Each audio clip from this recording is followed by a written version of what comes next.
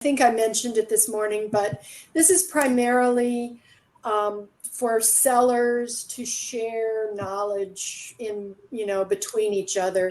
This is not where buyers should ask questions. If you do, someone might answer it in the chat for you, but we're not going to do it on screen. This is you can lurk, but this is all about benefiting the sellers and helping each other.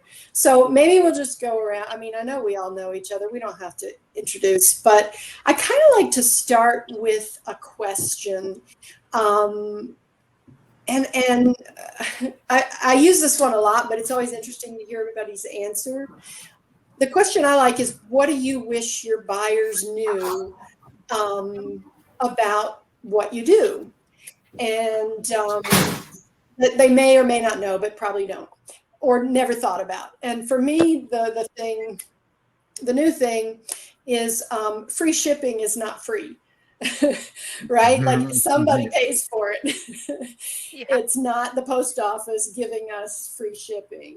And I, as a buyer, never thought about that, right? I thought, oh, great, I can. But now that I am an educated buyer, sometimes I'll go right up to the limit where I might have added $3 to get it over. If I'm buying from Christine and she's my friend, I'm like, you know what? I don't need free shipping because it's not free. She has to pay it. So I'll just stop here and won't add that small more, thing to charge her $6 shipping. So anyone else want to say what they wish their buyers knew? Yeah, I think the shipping's a big one.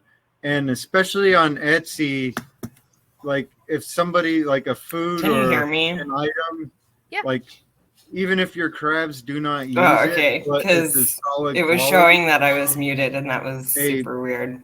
A low Hopin's been a little glitchy today. So for me,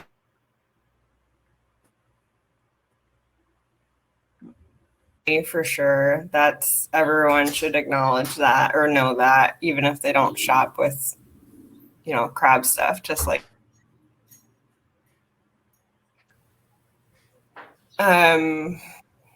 sorry, my brain is blinking a little bit, but I think I wish that customers knew and like I wish they knew that you could take like a whole watermelon and you'd get a half a cup of. You're very requires so much food. What's that? You're coming in and out and you're very glitchy. I think it's for everyone, but yes, we heard you about the watermelon for sure. This is a fresh watermelon. This is a dehydrated watermelon pieces, and this is ground up watermelon.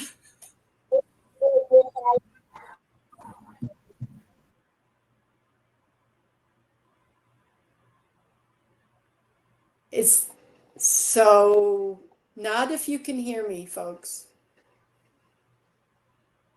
Okay. All right. I wasn't sure what was going on there. I think Christine might have been just having issues. Dan, why don't you finish? I didn't hear what yours was. I don't think Christine could hear you.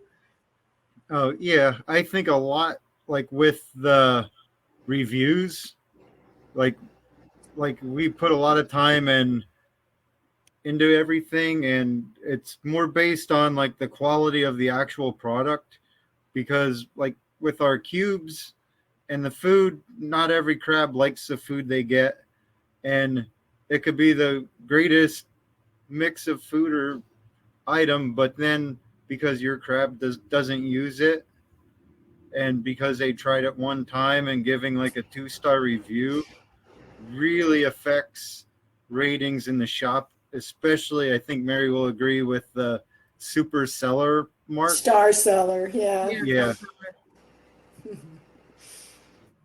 Yeah, it's true. Authors have the same problem. Their book is up and somebody gives it a 1-star review because Amazon shipped it wrong or something. It's like, that has nothing to do with the book. So same with us with crabs, that's a good point. Sarah, did you want to add anything? Important for something the buyers to know is to be conscious of who you are purchasing from. It's very easy to go to Amazon and order things off of Amazon. But what does Amazon do to help the hermit crab community? What do they do I'm sure that there are some programs that they do, but really the sellers that you see in front of you, they do so much more. They do way much more for the hermit crab community. And so shopping with those independent retailers, really important. And asking, sellers, what do you do to further the hermit crab cause? And going to those people, I think, is really important. So be conscious of who you're shopping with. Be conscious of what stores you buy from. Go seek out the ones who give back to the hermit crab community. That's what I would say is something that they should keep in mind. Yeah, and I would just add to that. That's a brilliant point. But I would just add some of well, at least one of our sellers, two or maybe, actually sell on Amazon. So you can get their stuff on Amazon, but they get more money if you order directly from them. Because Right. Amazon takes a huge portion. They're a pain to work with. Right. It brings the stock down. So if you have a choice, just get it directly from them. Right. Right. Yeah, I think that's something important to shop ethically. I agree. Savannah, Yeah, did you and- have a response for that question? I really would like people You're to muted. Am I?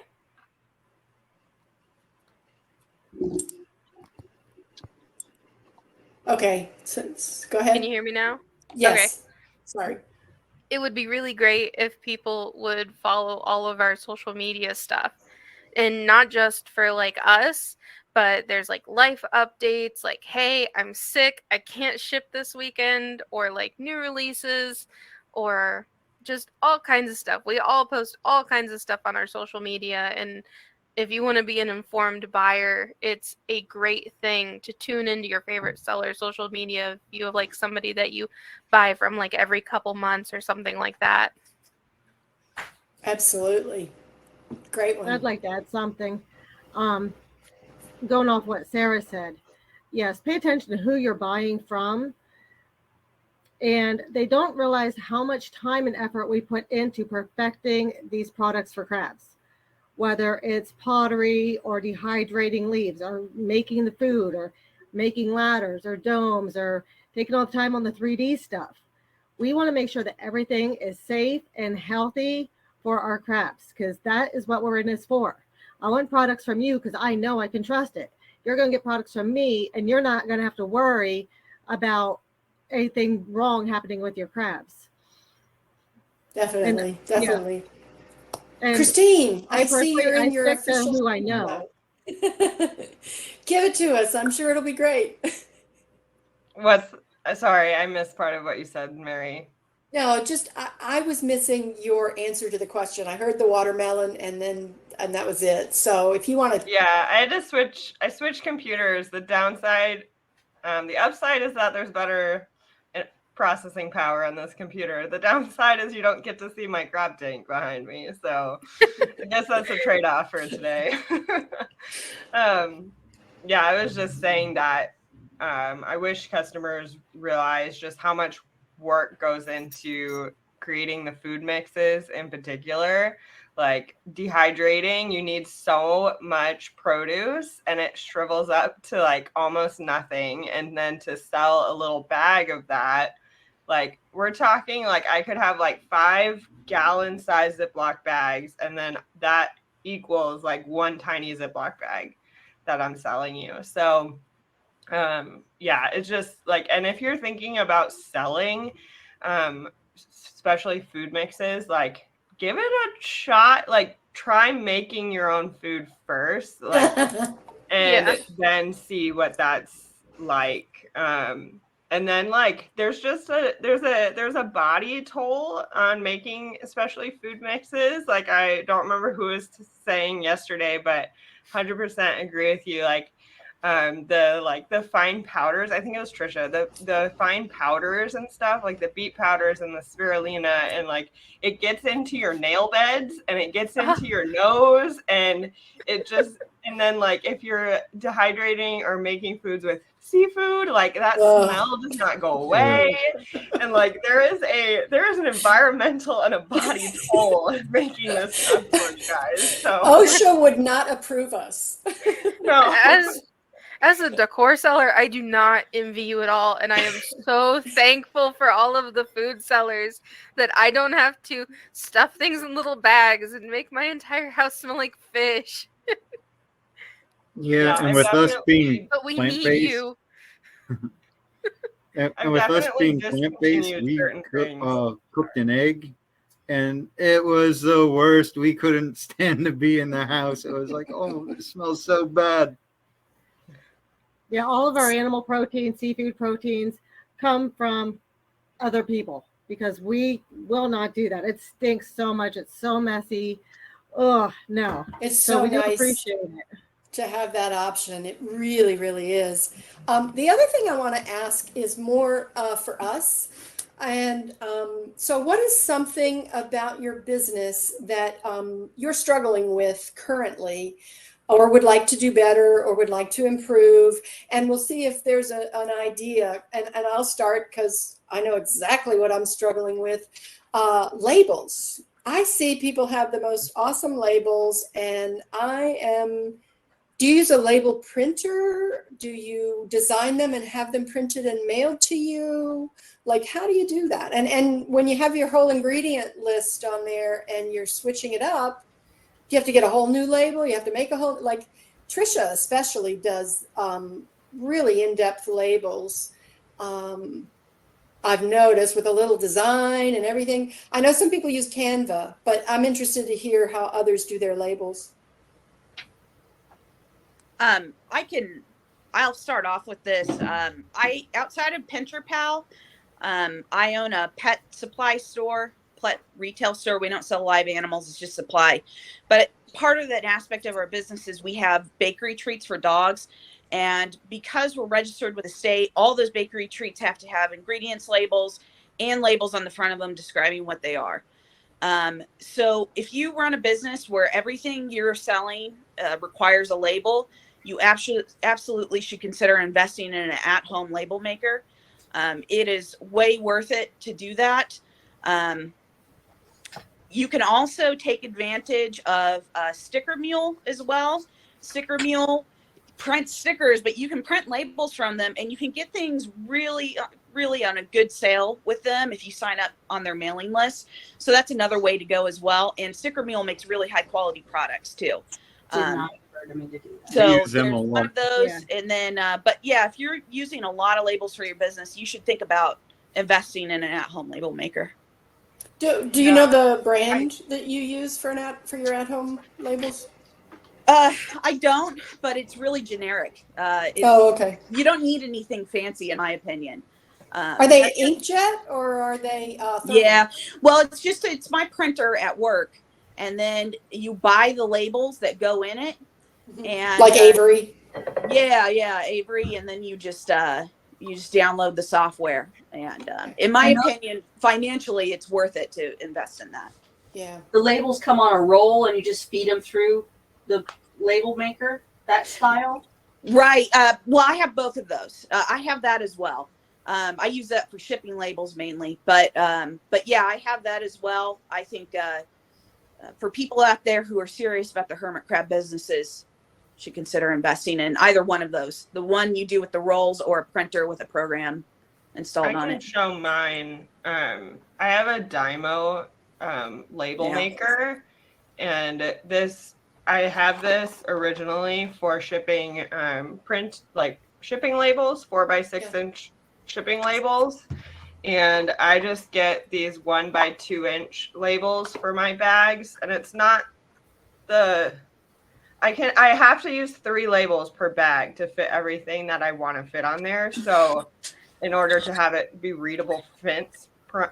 So I'm sure there might be better ways, but within here, like I just swap out the 2 label types that I need depending on what I'm doing.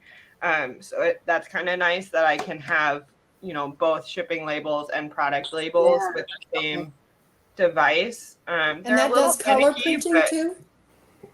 What's that, Mary? It does color printing too?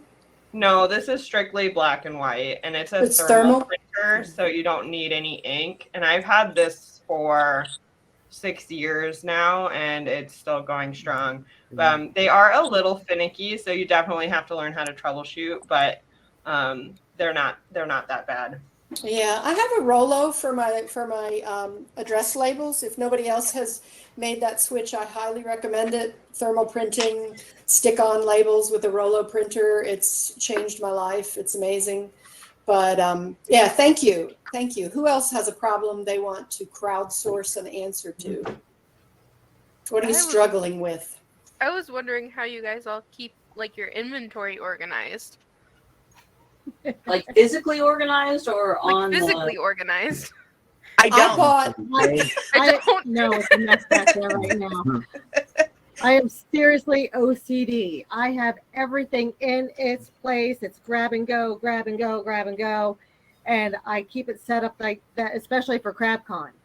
You know, I have everything in its place, and you know, because I'm OCD like that. I can't be having things all over the place. Everything is seriously set up to where I can just grab this, grab that, throw it together, stick a label on it, and everything is pretty much within reach.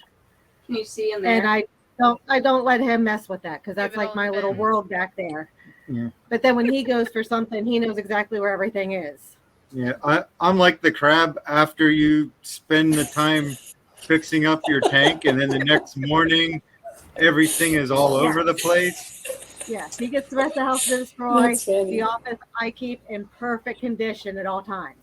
Matt does that to me when he helps me at shows.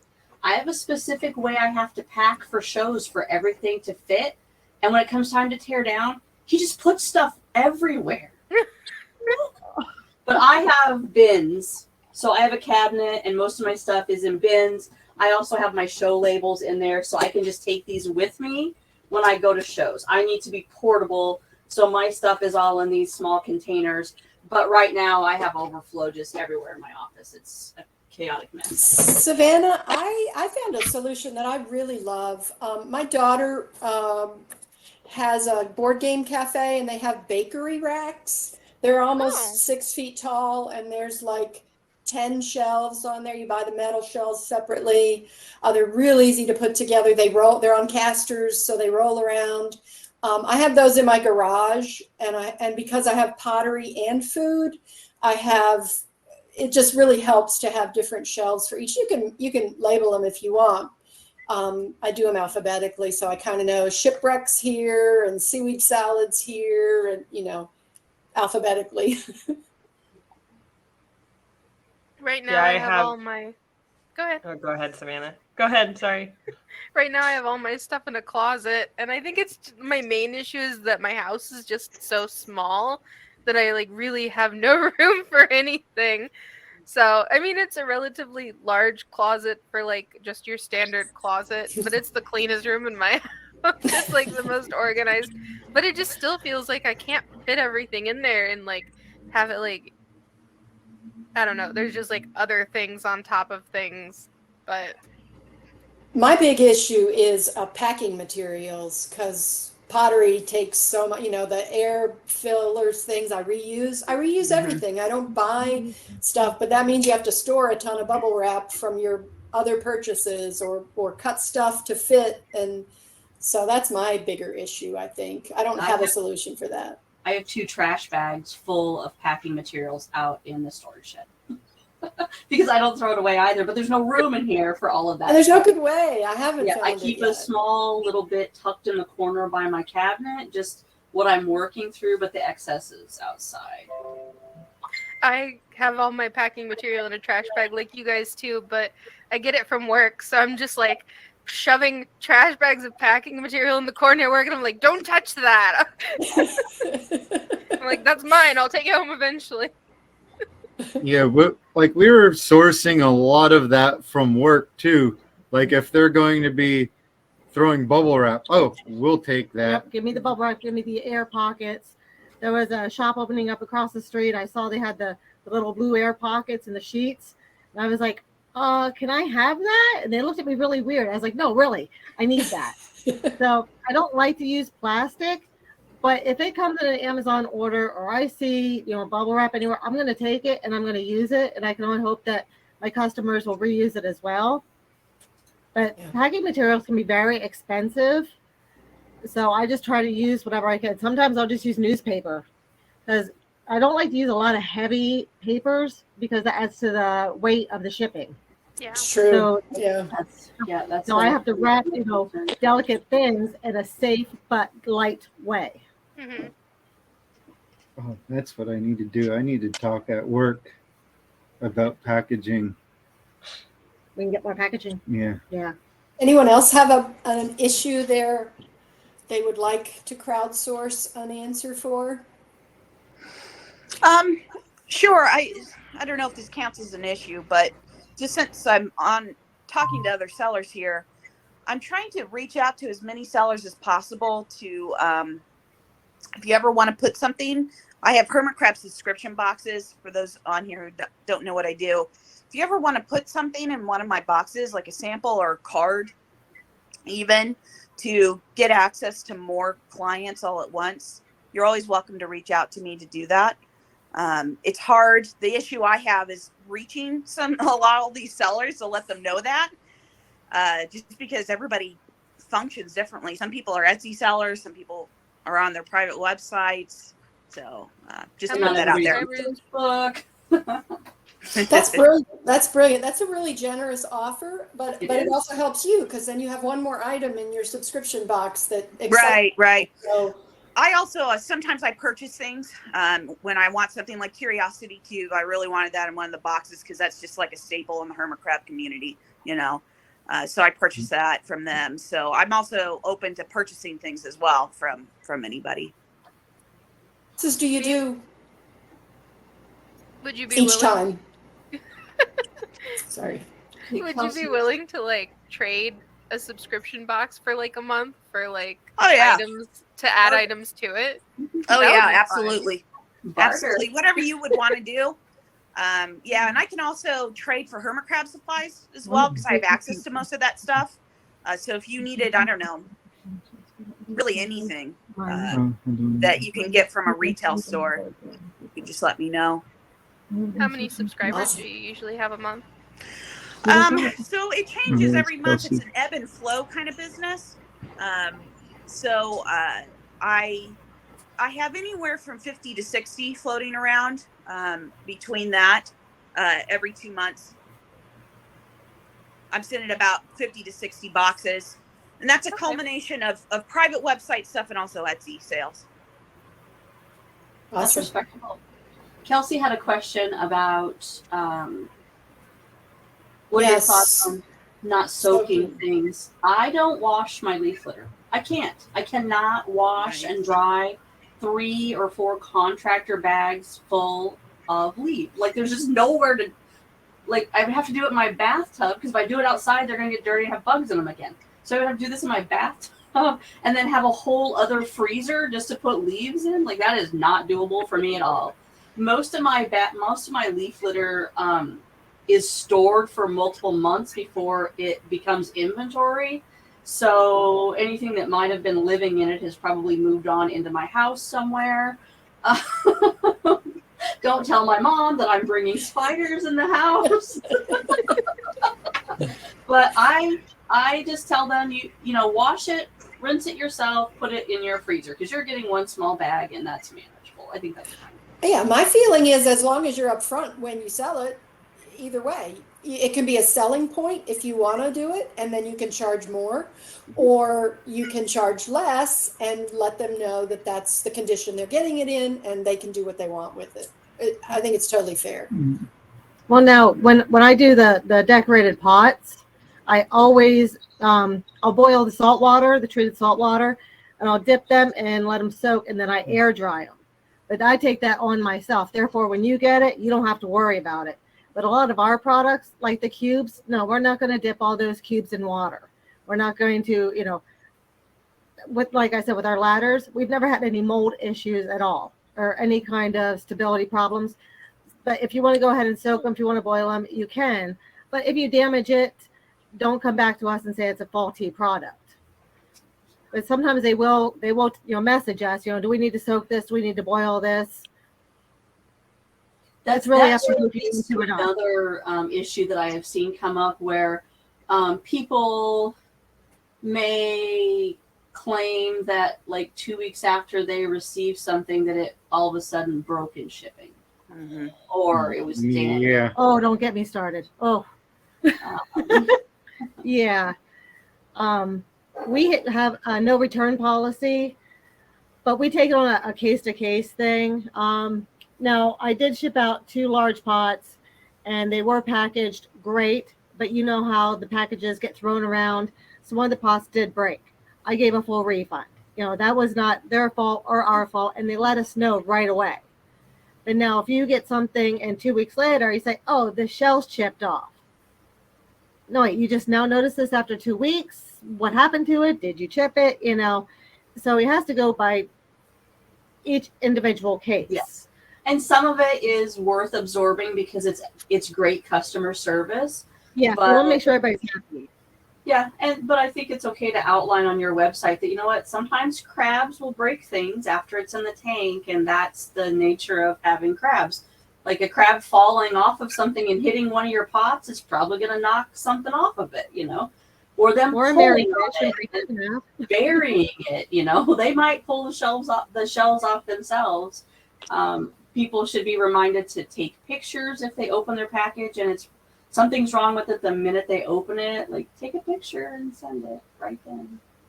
Yeah, and with the shipping, like we can actually check to see when something was delivered, which I know some people, it might be a day until they might open something. Whereas I know when we get a package, oh my God, it's here, and we're not even in the house and it's already open. But we know, like, sometimes there's a time people aren't always there on a weekend. If something delivers, it might take time, but within a reasonable manner. Like a month later, it's like, that's and if you're using priority shipping, that comes with insurance.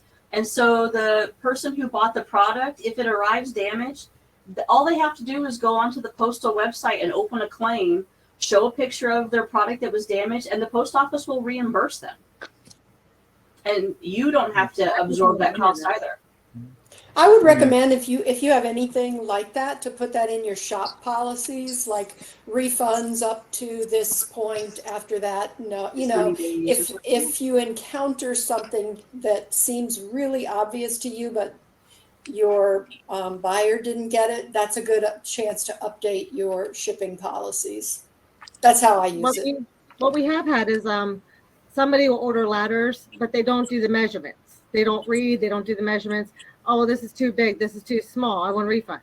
No, that's not our fault. That's not our problem. If you want to return it, you're going to pay to have it returned. Once I get it back and it's in perfect shape, then I'll give you a refund. But you're spending a lot more money. You bought it. You paid the tax. You paid the shipping. Now you pay the shipping. So when it's due to the customer not reading correctly, the returns are going to be on them. Yes, we'll take it back if it's in good shape, but do your measurements. Do what you need. That's the way all Perfectly fair. If you return something to Amazon, QVC, et cetera, you have to pay the shipping to send it back. Mm-hmm. And I'm terrible about misunderstanding sizes, so that's all on me because I don't read things and I just click, buy, and then go, oh, what did I? Oh, the one thing I was wondering, how does everybody deal with, we could not confirm the address? We get that a lot on Etsy. I usually open it where it says edit the address. And if I can see that stuff is jammed together or something wasn't clear, I'll edit it without changing the address to what I think they meant. And if it accepts it, I figure it's good. If it's a high cost item, I don't ship it until I reach out to the person and make sure. If it's one item, $3, I'll just send it, and I've never had one come back. That's how I do with it. Stacey May does. I Google it. I go to Google Earth. That's what we do as well. Google Street View and make sure there's at least a house there. Smart. Yeah, Stacy's if so Google's smart. like, we have no idea, then we usually email, because we had one, it was probably like a week that we were trying to message them like, hey, we can't confirm your address. We can't confirm your address. Please let us know. Finally, like, we were getting ready to just cancel the order. And finally they're like, oh, sorry. And we're like, yeah, it screwed up. It was their old address or something like that. But like a lot of it, it's like, check your spam with your account just in case Yeah. there is an issue with an order. Stacy, do you want me to queue up the next talk? I've got it ready. All I have to do is get Awesome. saved. Thank you. Sorry. Speaking of that, Just making sure. I'm gonna head out. I'm gonna go watch my talk. Oh yeah, yeah. I'll follow you over Nice. there. Fast See you. watching until I can get there. Thank you, Savannah. Thank you guys. Anybody else have any anything, you know, like, we're a great resource here. If there's any questions you have or concerns. Is that Yeah, to the I chat or is that us? All of us, yeah. Well, us really, because we're the sellers, and any issues we have, I'm guaranteeing someone else has had at one point or another. Yeah. Just, Yeah. you know, not related to customers. We're not going to bash Sure. customers, but Sure. I was just going to put it out there. I've owned my pet retail store for 10 years. I'm by no means an expert. I'm still learning things every day. But if anybody ever had a question or needed help with something, they're always welcome to reach out to me. It's just puncherpal@gmail.com. Even if it's things like, where can I get boxes that are cheap? How do I get the cheapest shipping? I have a lot of experience in all of that. brilliant. Brilliant. So you're always welcome to reach out to me and ask questions. And those of you who don't know, for the Lycos approved seller, she's Serious Black Paw in Facebook. That's my dog's name. That's my dog's name. Hi, Serious. So yeah, that's really helpful. I'm always interested in boxes. I use Uline, and I know they're expensive, but I've tried the ones on like eBay and elsewhere. And because I ship pottery, I really have to have a sturdy box. Yeah. And some of the other ones I bought were just too flimsy. I'm interested to know, are any of you sole proprietors? Have you registered your business as a sole proprietor? No. No. Okay. Is that something we should look into? Absolutely. It is so easy to do. Just Google search becoming sole proprietor in your state. And if once you do that, you can start having access to wholesale prices on certain websites. So it's worth investing in, from the concept of you could potentially get things like packaging at a wholesale cost. We were Or wondering about the wholesale. supplies. Huh? Okay. We were wondering about how to get products at wholesale, but we Yeah. didn't know about the proprietorship. Yeah, look into that. That's one way to go about it in an easy way, rather than register as like an LLC, which is a completely different ballgame. Just Google how to become a sole proprietor in my state, and you'll see that And it's then, not difficult. yeah, and then you get a tax ID number, and you can get tax exempt stuff that Correct. you're going to resell, which helps a lot. So And if I can jump in here as a business coach, that's my day job. It depends on your state. So like in Minnesota, you can register as a LLC, or you have a doing business as sole proprietor. And in Minnesota, it's cheaper to be an LLC than to do sole proprietorship. So just check in your individual state on things like that. Because like in Minnesota, it's $150 to be an LLC. But if you want to be a sole proprietor doing business as your shop name, that's $50 a year plus a newspaper ad. Yeah. So it makes more sense to register as an LLC in Minnesota. So it just depends on your state. Yeah. The other Good thing to to be know. aware once you go down that road, though, is that you do really need to pay attention to your taxes and keeping track of your sales. Yeah. I save all the receipts and I have everything written down in a book, and yeah, I take care of all the paperwork. I hand it in. He takes care of the taxes. So I'm already on that. That's not a Good. problem. Good. Yeah, we need to look into that. Yeah, I've been thinking about going down that road a while just for a lot of the things that we purchase, like crafting mesh. Write it off. Yeah. Yeah, Yeah, because we keep track of all of our receipts and how much we spend on this and that, and the days and times and the places, just in case we would get audited for some reason. I can say, here's all the information. I didn't miss anything. So you're doing it as a hobby? That's how you're filing? Yeah. Well, this was just like a side project. We didn't think we'd be going 3 years strong, but with the way we're going, we have it down to a science. We might want to look into taking the steps to continue this on the legal side too. Well, I know a good coach if you need one. Yeah. Christine. Yeah, we are a really self-sufficient community. Yeah. Because how many people really know how to run a hermit crab business? Yeah. Well, I'll tell you, those big retailers and retailers in general, small businesses, they're just really missing out. They're really missing out.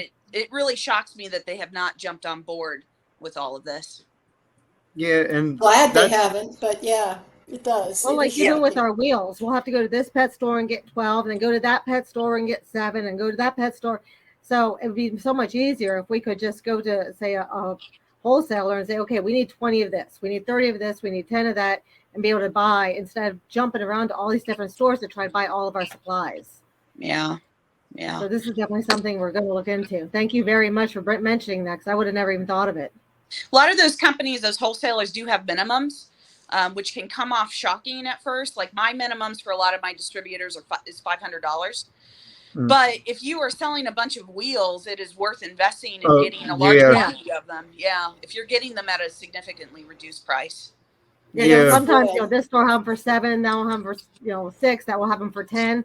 But we need to stock our shop, so we have to pay all the different prices, all the taxes, and yeah, we always try to buy everything when they're on sale. Then it's like, oh, okay, we'll buy 50 of them, and we'll get huge boxes of wheels, and it's like, well, time to go to work.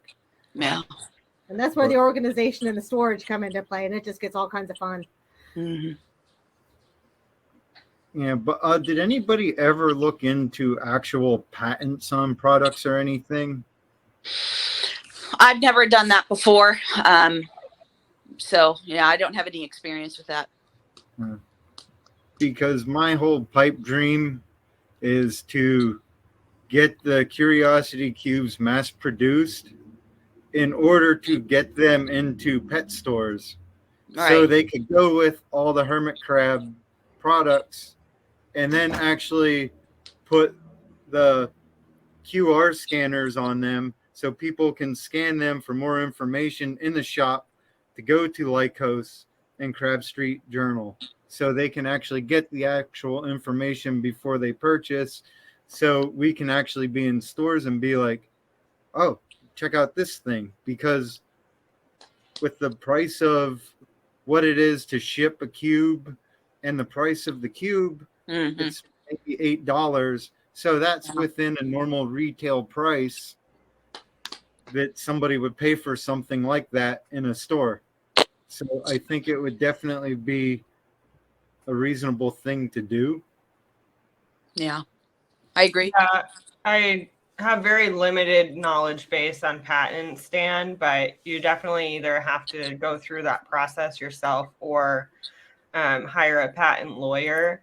And kind of the red flag that I would caution you against, but it's kind of like hard because you're already selling, is to not sell until you have that patent secured. Yeah, that's the hardest thing. Not just pending, because that doesn't really mean anything. And so it can take a really long time to get a patent approved. And during that process, there's nothing really stopping someone from selling, or one of the big companies from selling your product, until you were to get that approved. And if the approval committee is looking at what's available and they see someone else is already selling it, it's kind of a mess. So I think it's easier to get an approved patent for something that hasn't gone to market. So Yeah, that's what I think the hard thing is, especially because I know other shops started selling them after we did too. Right.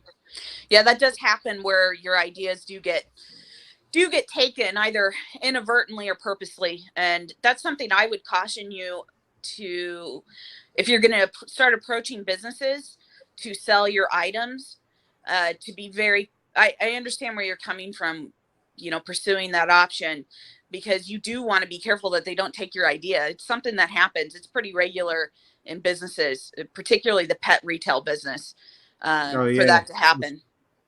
especially if it's me versus a huge chain store Yeah. that already have everything produced in China and everything else, because I would actually Right. like to keep everything based within the US, which Right. would probably raise prices, but I think it would be a selling point. hmm Yeah, and I think I would, maybe you've already considered this and know this, but just to put it out there in case you haven't, when you approach businesses potentially about selling that item, try to approach it from as far away from nicheness as possible. So think about what other animals that maybe they Yeah. sell to that can use it. Yeah.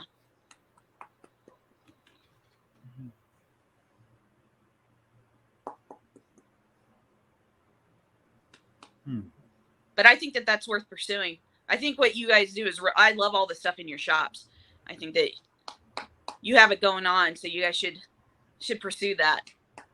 Yeah, I it's something I've been talking about for quite a while. And Courtney even mentioned to me about it as well. And it's like, well, we should probably be doing something about it rather than not. Right.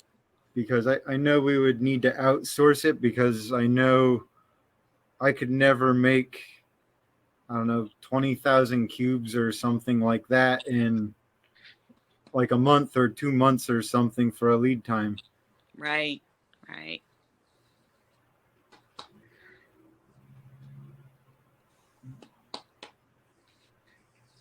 Is the session over? Is anybody still here? Is it just us? no, there's still chats in the chat. Okay. People they're asking about thermal printers. Yes, those are totally worth it. I have a small label that I showed earlier, label thermal printer, and my big printer is thermal. Love it. For any other, oh, I'm sorry. Go ahead. Aura was discussing or lamenting, however you want to say, about the food regulations with pet food.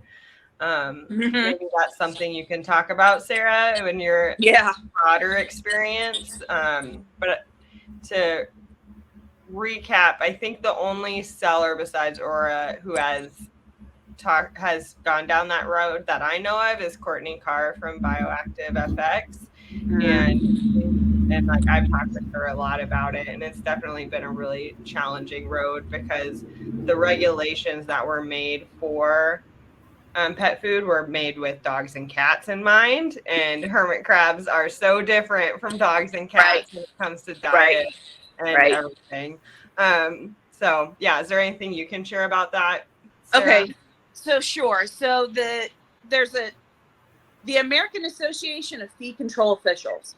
They're the people who make rules for pet food in the United States. And yes, they are geared towards cats and dogs.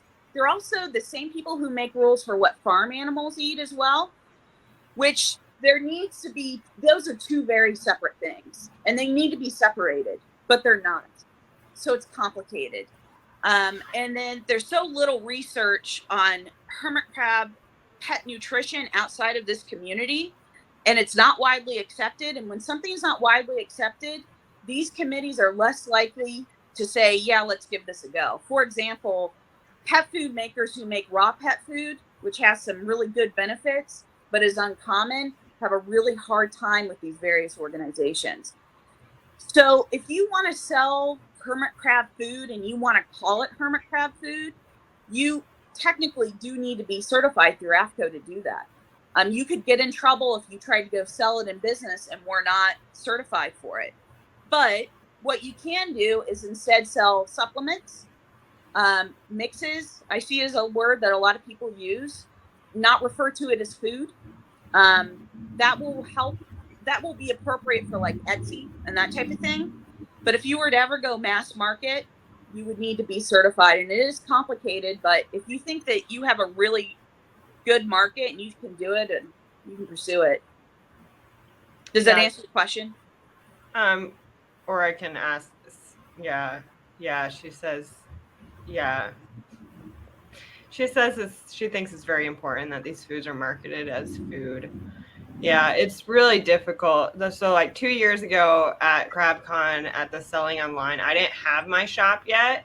And I watched this discussion with other sellers, and I actually had went through the different like state regulations that you need for pet food and tallied it all up to sell one food item that's marketed as a meal or food across, to be able to legally sell that across all 50 states would be $4,600 a year to meet all of those state requirements. Yeah. So that was really eye-opening. And so something that I can actually encourage all of us to do is write to our local representatives about the state regulations. So for example, I know in Minnesota, there was up to vote a pet food cottage food law. So it would have allowed small at-home sellers and makers of pet food to continue without being subject to as much regulation. And that unfortunately was not passed, but I definitely had written to my representatives and asked them to vote yes on that.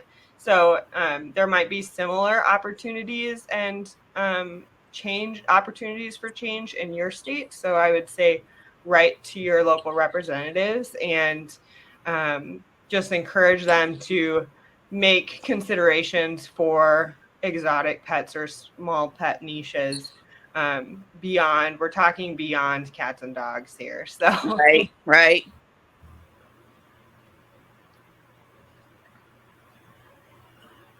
And I agree, things should be certified. So with my business, I don't sell any complete and balanced foods. Don't refer to it. I'm certified through our state to make pet treats. So we're certified via the state through that. And that's not a complicated nor expensive process, at least in the state of Kansas. I don't know what it's like in other states. So that's one thing to consider. Okay, I have a question. Oh, all right. For people on Etsy, sometimes the Etsy charges way too much shipping. Like something that would cost us $3.50 to ship, you go and you place an order and your shipping's $9. Now we always do the refund for it, but do we know why Etsy's shipping gets a little out of control? Because I'm thinking that might affect some of the sales. I can answer and tell you what I do. I set my own shipping price for the particular item. So you can group your shipping. So I have pea pod shipping, and I know those weigh about 5 ounces by the time I package them up, and I know what box they fit in. So you have actually shipping, can't remember what they call shipping profiles. And so if someone buys a pea pod, they get charged $4.75 because that's for my box and my packing material and my time and the cost of shipping 5 ounces. So if you set a shipping profile, Etsy doesn't tell you what it costs. You've said what it costs. And you can also say additional item and how much. So if they get 2 pea pods, I add 30 cents or 40, whatever, I don't remember. But so you set up your profile for one item, and then for multiple items, it adds, there's some amount of tweaking involved. Can you add to that, Christine? That would be my problem currently, is that I have multiple shipping profiles. So like t-shirts, Yeah, that's how we are. They come direct from from the manufacturer, and otherwise I would not be able to sell clothing. That's just crazy. But anyway, I have a different shipping profile for t-shirts, and I have a different profile for stickers, and I have a different profile for food. And the food is the one that I can like control because that's what I ship out of my house. And the problem that I'm running into is when someone buys a t-shirt plus food, which is a very logical thing to do, is that it only is charging the customer one of the two shipping profiles. And so I am usually eating the cost of shipping on one or both of those items because the manufacturer is charging me shipping to ship you your t-shirt, and then I have to ship you your food items. So that's my issue. I temporarily put a stop in the bleeding by taking off free shipping over $35 because my t-shirts were 28, but now they're 30 because the prices went up. So they're $30, and then someone would be like, oh, $5 more, I'll buy a food item for $5. Totally get it, makes sense, but for me it meant that I was losing shipping twice. So yeah, I wonder if there's a way so they have that option for a handling fee too. I wonder if there's a way you could add a handling fee to one or the other item to account for the fact that shipping is coming out of your pocket. Yeah, I have to go back and look at all my prices. Actually, I should have done that before CrabCon, but I was sick the week before CrabCon, so I couldn't really do that. But shipping profiles in of themselves are a good idea. I was talking with my husband, Adam. I said, what I should have done from the beginning, or like, I don't know if this would be make as much sense for people, but I should have two Etsy shops, one for t-shirts and direct ship items, and then one for my handmade food items, because that would be more sustainable for me. But I don't think I would sell as many shirts and things like that because they would be out of sight, out of mind. Yeah, I don't know if I answered the question. Yeah, because is it with mesh? Well, no. Or, actually, somebody just ordered 3 cubes, which are very light. Even with the cards and the packaging, it's still very light. And they paid over $9 for shipping. Yeah. We're only paying just under $4. Yeah. Did they select like a faster shipping option? No, it's just I think it was your standard priority, because I looked at that too. I think it was just priority, and they charged like 9 something. So I gave them, a $5 refund on 3 cubes, because I mean they're like paper light, but now mesh is another one, because mesh does get heavy, but sometimes the shipping's like over $20. And Priority's always going to be at least $8 or $9. I send everything I can first class. If it's under 16 ounces, you can send it first class and save a bundle. And Christine, I just thought about your thing. If you have the shipping for the t-shirt, but then it says add an item, you could make that cost that cost to ship an extra item the cost that it costs you to send food. So if they bought a t-shirt and then you did a shipping profile for the t-shirt and add an item for $4.75 or whatever, that I think that would give you what you need. That it gets a little tricky with my partnership with the direct to print, direct demand, whatever that's called, because they actually handle all the shipping profiles for their items to reflect what they're going to charge me, and that changes all the freaking time. So I don't want to mess with that, because I feel like I would be hit hard if they change something. But yeah, that's a good thought. Yeah, I know I just have to look at the actual profit per item and make sure I'm still making money on it. It's crazy as a non-seller or as just a customer to look at something, and like my mom was actually like her mind was blown at this because she's like, well, how much do you sell your t-shirts for? I'm like, they're $30. And she was like, and how much do you earn? And I was like, $1.20. Like, it's just hard to like fathom all the expenses and fees. And if you are a seller, or if you are interested in selling, we have the Lycos or CrabCon seller group. I don't remember. We have two of them. It's Lycos, but you have to be approved first before you're brought in there. I had posted in there a few months ago a spreadsheet of calculating Etsy fees. So it was like all set to go. You just had to put in your cost of your materials, the cost of your items, and then it will calculate for you your profit. So definitely use that if you're in there. That's brilliant. Yeah. Yeah. I tell people don't sell anything for under $2 on Etsy because you're just not going to make anything. You're not going to make anything. Yeah, because what is the actual Etsy fee per item for listing? Is that 20 or is that 25 cents now? 20 cents. 20 cents for listings, but then a percentage for the cost for what it sells for. And then percentage of the shipping now they take. Sells. Yeah, I mean they take.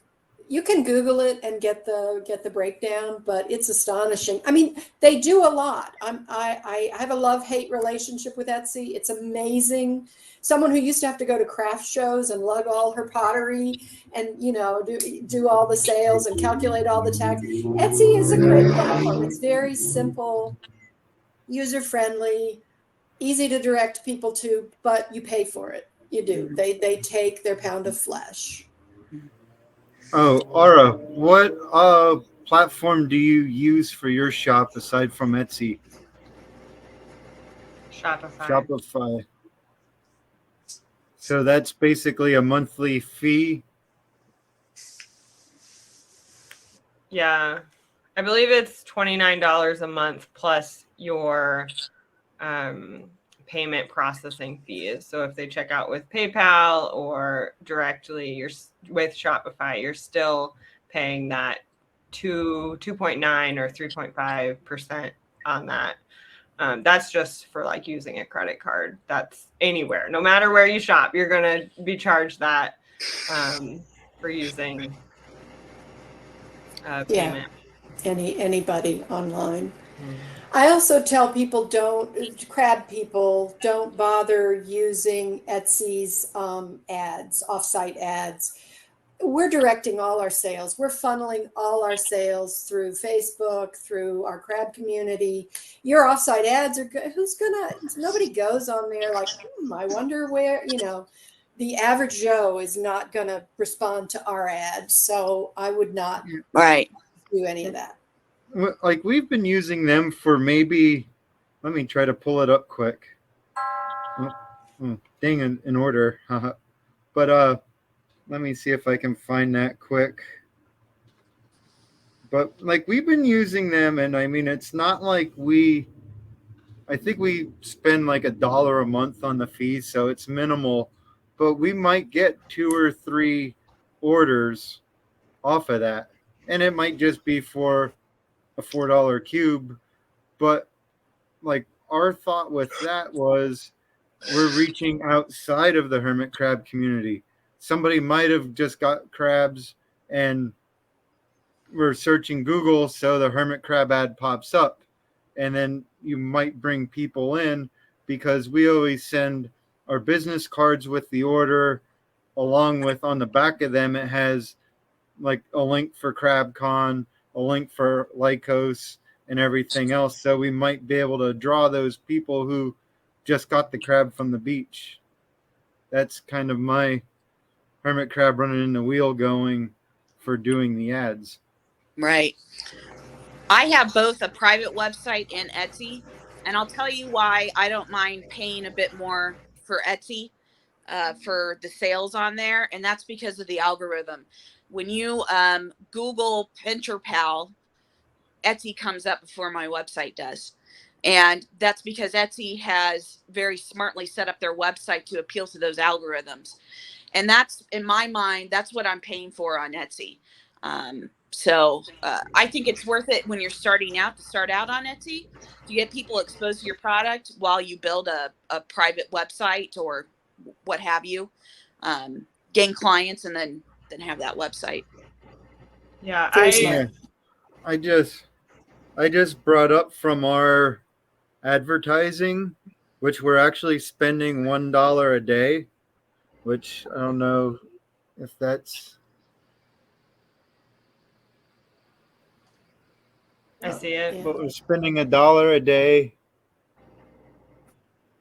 but it shows the amount of people. On your So revenue. based on that, we had 8 orders for $204 from basically $30 or $31 a month from the ads. And it was a total, it says, of 3,115 views. So we just do it as cheap as possible. So, I mean, I don't know. I think it works for us, but we're a little bit different with having products because people always look for decorations and stuff. Maybe not so much food. Yeah. Kelly has a good question about Etsy's free shipping, which they shove down your throat. Free shipping over 35. You're just talking about over $35, right, Kelly? Not free shipping on everything.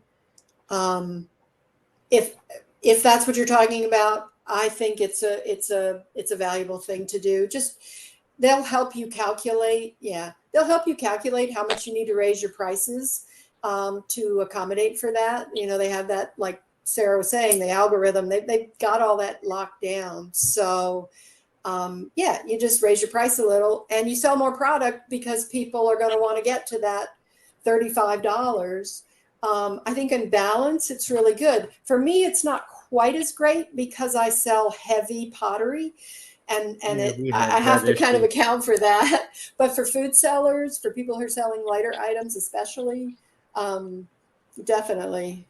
Yeah, I would say if you're a food seller, you're selling things that only weigh a couple ounces, it definitely makes sense because if I'm selling, half ounce, 1 ounce bags of food and free shipping over 35, that means they're buying like 8 to 10 of my listings to get to that. And my shipping cost is only like $4 for that. So that makes sense. I would recommend it, especially if you're only a food seller. But if you're like me and you're selling like multiple categories of items, you got to watch your costs. So I turned it off for CrabCon, just because of the discount and stuff for me. But yeah, if you're like selling lightweight items, it definitely, I think it gives you a boost in search results, which is important. Especially being newer. Yeah, I Since think you've got that's so where. much experience, sorry, Dan, do you want to ask something first? Yeah, I think uh, like Kelsey and our shop are in like the same area with the decor because I know like a lot of our items are very light, kind of like the cubes and the Accurite holders and our ropes. So if you order those, like depending on it, they're relatively cheap. We can do for maybe say $5 shipping, $6. But then if somebody orders say 2 flower pot hides that weigh close to a pound each, that's where we get into the issue because the 2 pot hides might be $40, but then out of that $40 in the sale, 8 of that might be shipping. And then That's where your shipping profiles will help. When you have a yeah, shipping profile for your hides, you don't have to eat all that. It comes up, Etsy calculates it and throws it on there. yeah, and that's where we have issues because once like we try to keep everything like inexpensive just so we're not like the high end. We want to have everything affordable for everybody and we kind of get to the point it's like we really don't want to raise prices because of the cost. Like, I don't want to have somebody having to pay $30 for a hide. That's where we kind of really struggle with keeping Yeah. everything affordable. Yeah. Yeah, it's hard.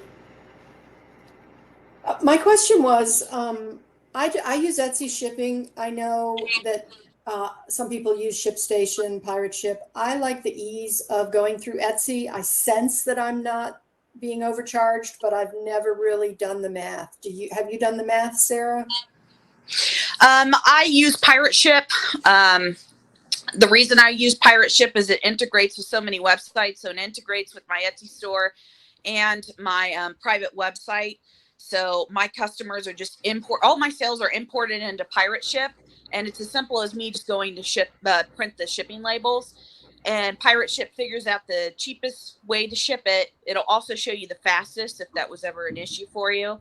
And so that's my preferred shipping company.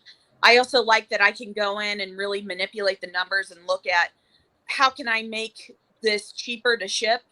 If I make the box an inch smaller, if I Right. make sure that the items don't weigh more Over than 60. yeah, you can go in and really sit there and mess with it and figure out what works best. So I really like Pirate Ship. That's my preferred shipping company. Mm-hmm. Yeah. I think that's what Courtney Carr uses too. I think it's more helpful maybe to someone like you that has a lot of platforms and you want to ship from one place. Right. I've just found it helpful to be on Etsy to, have the label come off right away, have it Mm-hmm. come off my sold order, like they track it. If a Yeah. customer has a problem, they can contact Etsy. So Yeah. The other thing I would say on that topic is if you can, omni shopping is really important, meaning having your products available as in many places as possible. Because people get really tied to certain platforms. Like there's some people who are all about Etsy. They want to do everything they can through Etsy. Some people have other preferred shopping platforms. So being all over the place, if you can, you should. I don't think I can. Don't make me. I can't do it. It's a lot of work.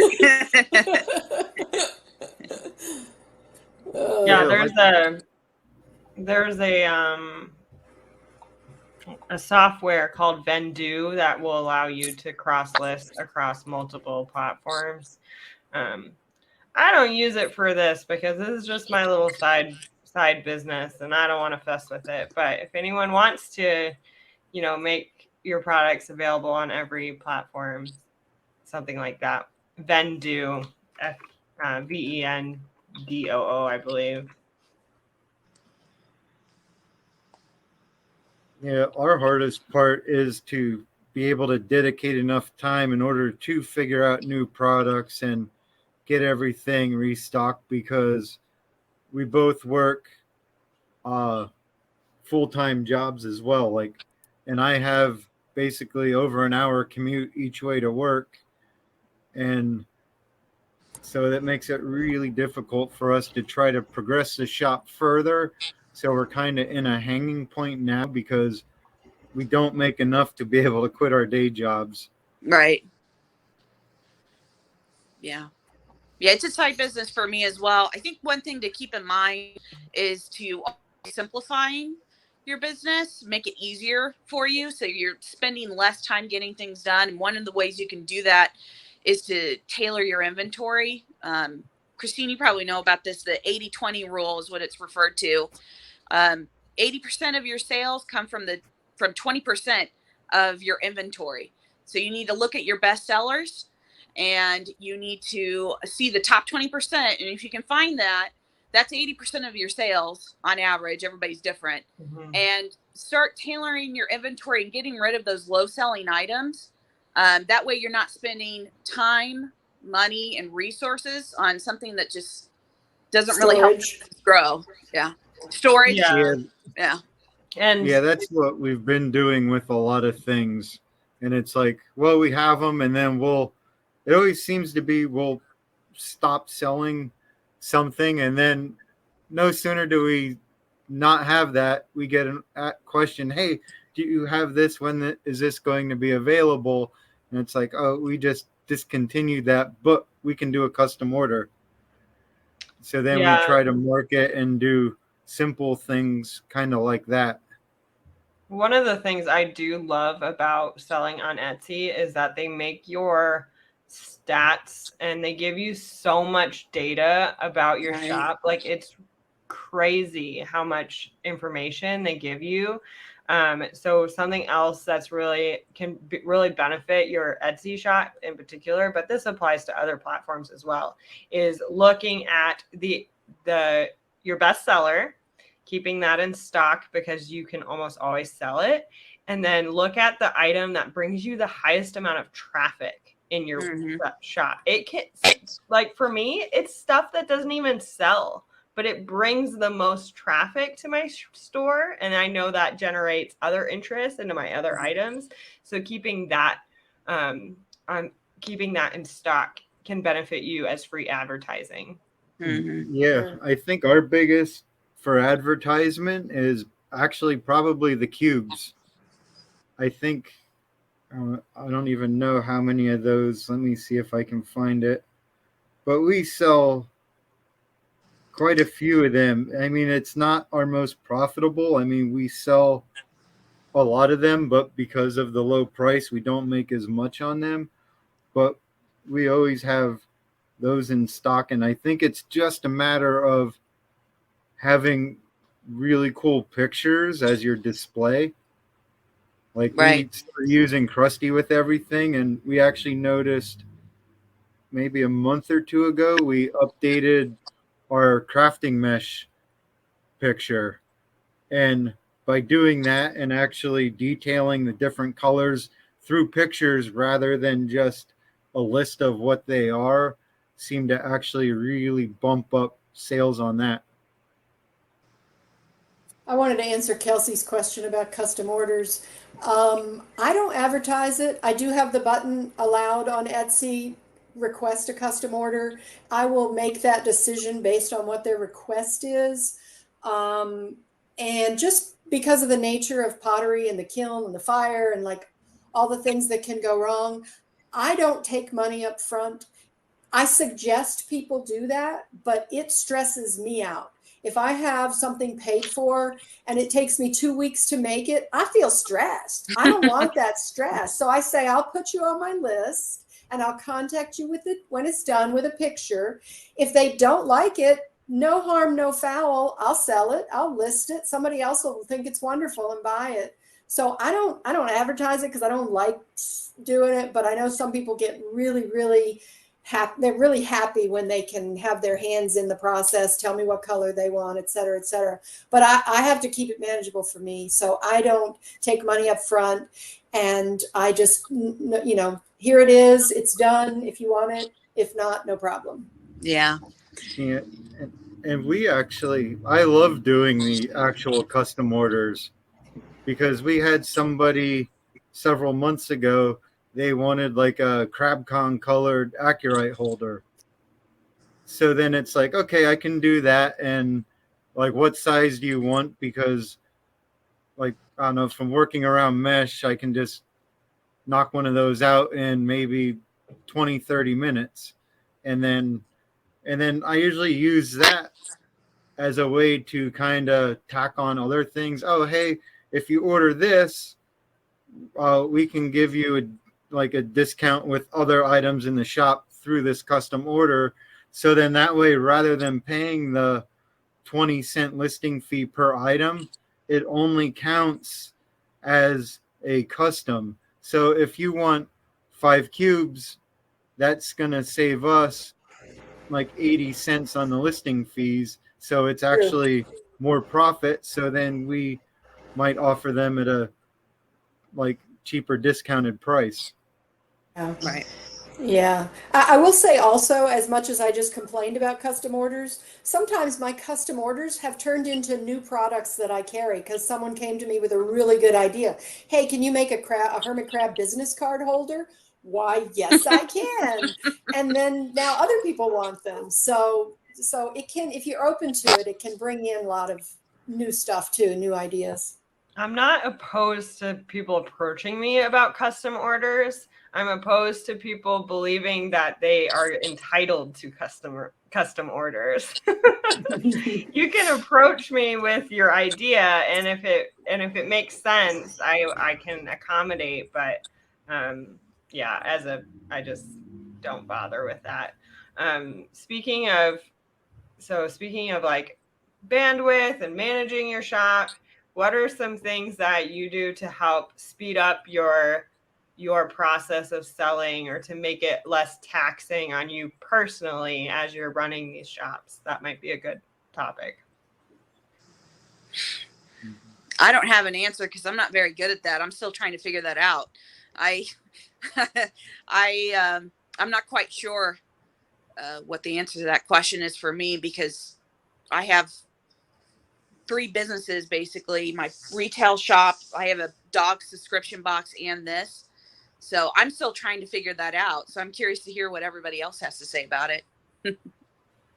Yeah, like with us for streamlining, a lot of the times, like with the cubes, we'll basically take a sheet of mesh and I'll cut out all the cubes out of a mesh, and if I actually cut them correctly, I think I can get maybe 12 cubes out of one sheet of mesh.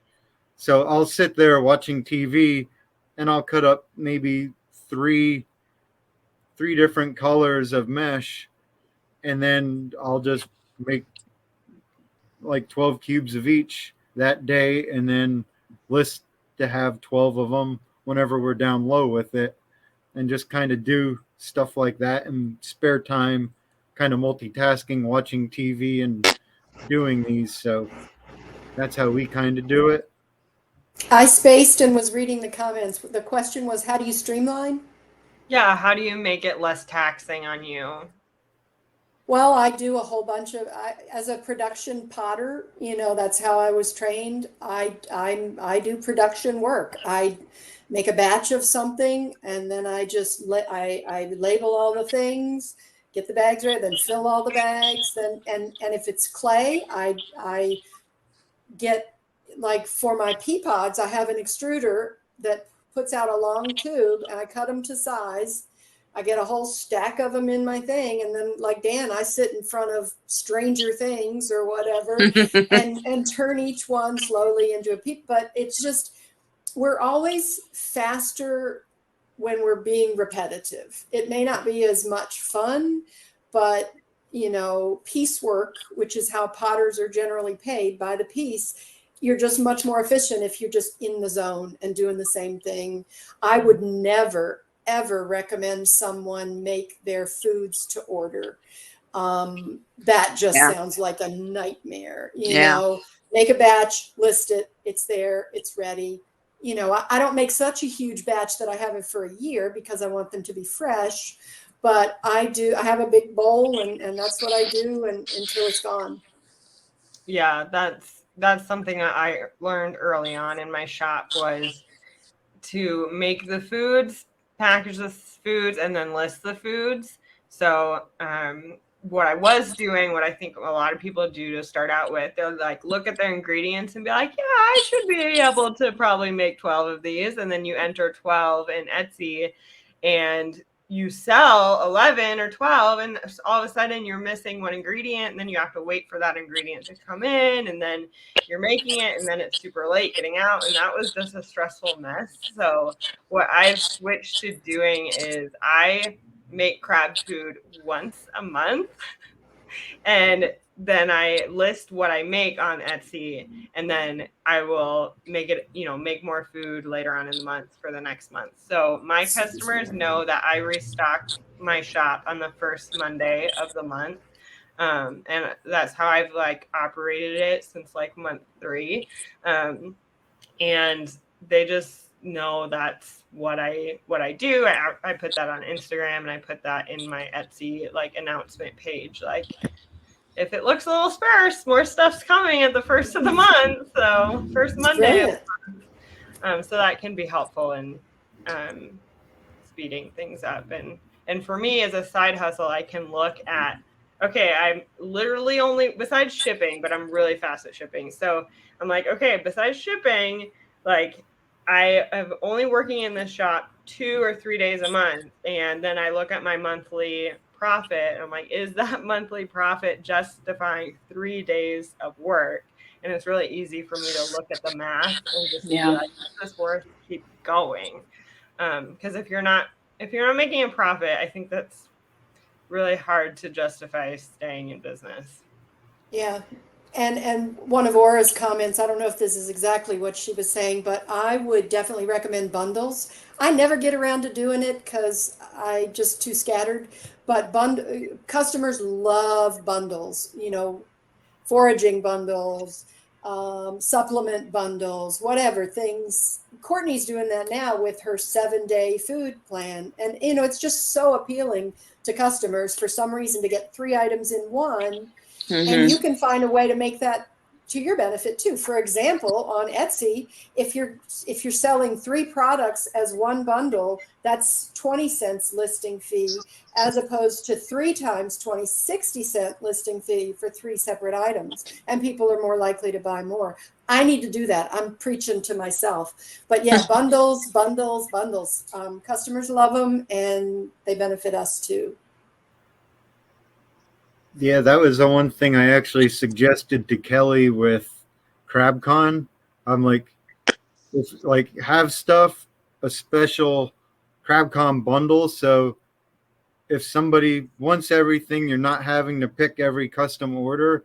Have basically a big supply, so she could just grab a bundle and it's done. And I think that she said that helped her quite a bit, which that's what we really need to try to figure out with our shop, because it's just like with cubes, we could try to do like a green bundle of an Accurite holder and cube, but then somebody will want a blue cube and a red, and having all different options, Etsy won't allow us to give all of that,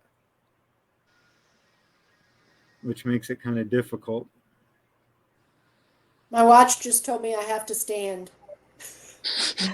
So I'm going to go stand. You guys can carry on for as long as you want. If this is a good time for you to stop, that's fine too. But the session will stay open as long as you guys want to keep going. And this has been incredible. This has been awesome. I love our group and I love our sellers, and you guys are awesome. Thank you. We'll see you. Bye, Mary. Thanks, Mary. Yeah, Kelly is on. Did she want to pop on here too? Or does everybody want to leave? Or if there's no more questions, I think I'll head out and get some lunch. But I'm happy to answer more questions or brainstorm ideas or try to solve problems. It's right up my alley. Althea, you're so sweet. Thank you. She says, man, this by far is my favorite talk. yeah, it's a lot though, coming in, just having, because we didn't know, like our initial purchase, like idea for the shop was because we were at the first CrabCon, we're like, and people like our decor and everything from pictures, and we're like, why don't we try selling some of that? We'll make a couple ropes, we'll do some cubes and sell them at CrabCon, and then open up a shop and sell everything off and call it a day. And then COVID hit, so we're like, what are we going to do with everything that we're prepping for CrabCon? And we're like, well, we'll try a shop. And it just kind of took off, and we kept running with it 3 years later. Yeah. COVID changed everything. It really did. But it opened up a lot of opportunities for people to do things differently and to refine their process. So, yeah.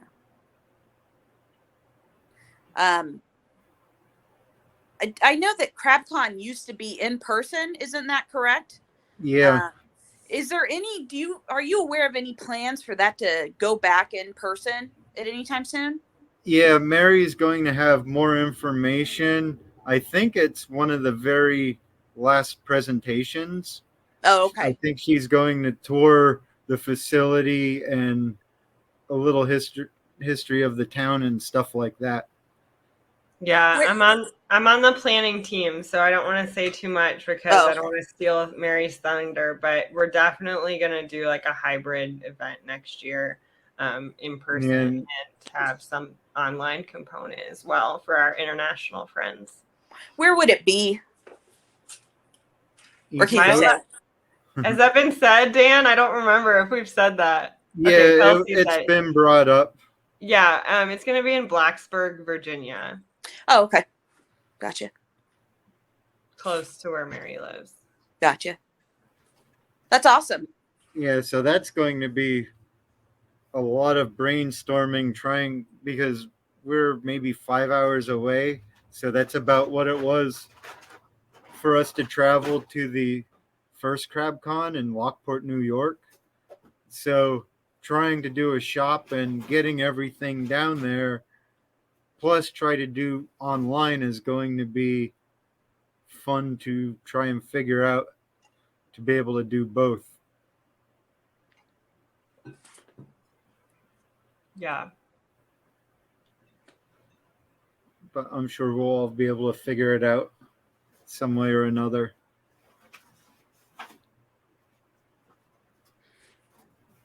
Any other questions or pain points you want to discuss?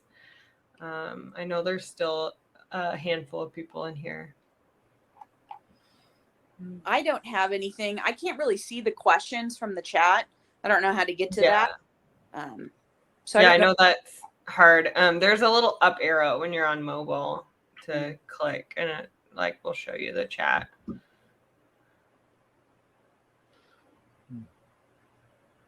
Yeah, Kelsey, don't feel bad. She says she's doing weekend orders filled when you get home. I'm doing shipping on Monday. I have no bandwidth for shipping this weekend. I don't know how Dan and Samantha do it. Dedication and love. Yeah, she's been on it. Well, that's what she's doing. We got a few orders while we were talking, so she's already doing them. But she's the main one that gets the orders together. And it's really convenient because the post office is like a block away. So we always warn them it's CrabCon. So then we usually take 2 or 3 big Aldi's reusable bags filled with everything. And we'll just show up down there at 9 o'clock in the morning. Here's our stuff from last night. That's great. So then they're like, oh. So that's how we get them all out. But trying to stay on top of everything is the main thing that we try to do. Yeah, that's great. I should have warned my mailman. He comes and picks up my packages, and he's great, but I should have warned him. I usually have, a handful a week or whatever, but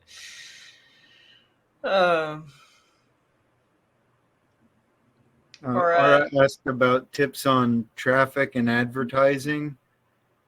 We were kind of split on the advertising, which our shop, we actually do $1 a day. So basically $30 a month. And the reason we do it is because we figure if somebody just purchased a crab outside of the community, they might see our ad and click on it, and then they'll be like, oh, hermit crab stuff, awesome, and buy it. And then on our business cards, we give them out with every purchase, and it has links for Lycos and CrabCon on them. And we also get the little square CrabCon cards that we include with the orders as well. So we try to advocate and with just every sale. Yeah. And it's inexpensive for the business cards. I think you can get 500 of them for maybe $30 on Vistaprint. Yeah. So it's a good way to get people into the community. Right. It's a good idea. Really good idea. Yeah, if you have, I know, or you have a website, so definitely like checking your website's SEO and entering, and you said you're on Shopify, SEO, search engine optimization. Within shop, there's like YouTube videos that can show you how to enter more SEO, improve your SEO specifically on Shopify. One good thing about Shopify is that it's so widespread that there's tons of resources about it. But going into your product listings and on the SEO page, not your product page, adding that information, keywords that people in the community use, but also people who are brand new to hermit crabs care would use. And then if you can also add, I haven't checked out your website. I did look at it very briefly, but if you can add things like care guides and information sheets as standalone, either blog post or web pages, that's going to be helpful for when people are searching for like, I just got a hermit crab. How do I take care of it? Yeah. So you definitely have to do with that. That's something else that I don't think, and probably Sarah, you know this as well, but probably I don't think enough people realize that when you leave Etsy and you go to your own website, you are responsible for 100% of the traffic on your website. And so like, that's why I stay on Etsy, is because they actually provide me with about half of my traffic. Yeah. So you have to, bring your own traffic. So social media, if you have a TikTok or an Instagram or a YouTube or Facebook page that you can, I could talk on and on about this, but doing whatever is the newest thing. Yeah. So if TikTok is advertising 3-minute videos, do a 3-minute video. If Instagram is advertising 30-second reels, do 30-second reels, because that'll just appease the algorithm. So, yeah. Yeah, that's where we're actually terrible. We don't post on social media enough. We always hate, I don't know, we always feel like we're like, oh, buy our stuff, buy our stuff, buy our stuff. We like to try to be more low key, which we shouldn't. Right.